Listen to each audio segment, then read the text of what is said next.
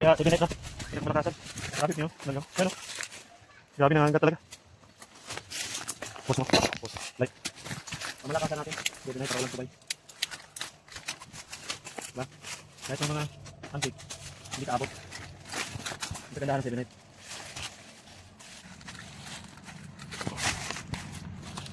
Pusa na eh.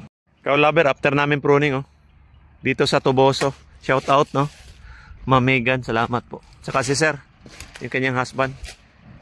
Dito, may maraming bunga po, oh. So, after namin kakao tutorial, ni GM, daming langgam. So, ito yung mga pruning namin, oh. Pruning na. May mga bulaklak na siya, may mga bunga na. Ito, boss, isprayan natin, boss, ah. Ang daming langgam. So, yan ang mga natin, oh. Daming bunga, oh. Na-pruning na namin. So, hirap kami nag-pruning kasi ungrafted po siya. Tulad nito, kakaiba eh. Hindi siya parehas eh. Kung ano yung tsura ng kakao, yun na talaga yun. Tapos mag-grafting na lang dito pag tumaba ang kakao kung gusto nila.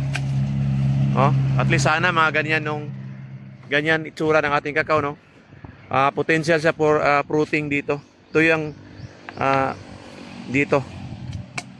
Bearing point to eh. Ito namumunga yung mga kakao dito. Katulad yan, no? Kasi formado siya. Diyan siya namunga. Ayan, di ba? Formado siya eh. Kaya dami niyang bunga. Ilan yan? Mga 25 siguro. So, 1 kilo. Alright.